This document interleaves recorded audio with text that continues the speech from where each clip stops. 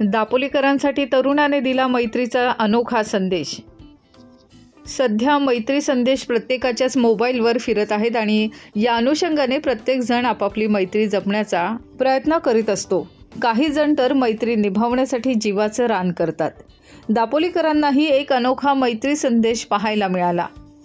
एक युवक सोमवारी सकाळी चक्क आपल्या हातात मोठं बॅनरयुक्त संदेश घेऊन दापोली एसटी आगार परिसरात उभा होता। त्याच्या हातात एक फलक होतं आणि त्याच्यावर लिहिलं होतं, कोण म्हणतं मैत्री बर्बाद करते, जर निभावणारे कट्टर असतील ना तर सारी दुनिया सलाम करते, अशी ही शब्दरचना आहे। या अनोख्या संदेशाचा काहींनी थोडं थांबून याचा अर्थ समजून घेण्याचा प्रयत्न देखील केला।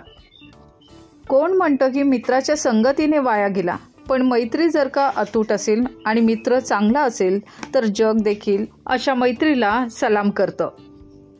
तथापि इतक्या गर्दीमध्ये उभ्या असलेल्या या तरुणाच्या कृतीमुळे दापोलीकर मात्र सकारात्मक चर्चेमध्ये व्यस्त झाले। विशेष प्रतिनिधी सलीम रखांगेंसह ज्योती बिवलकर, दापोली वार्ता।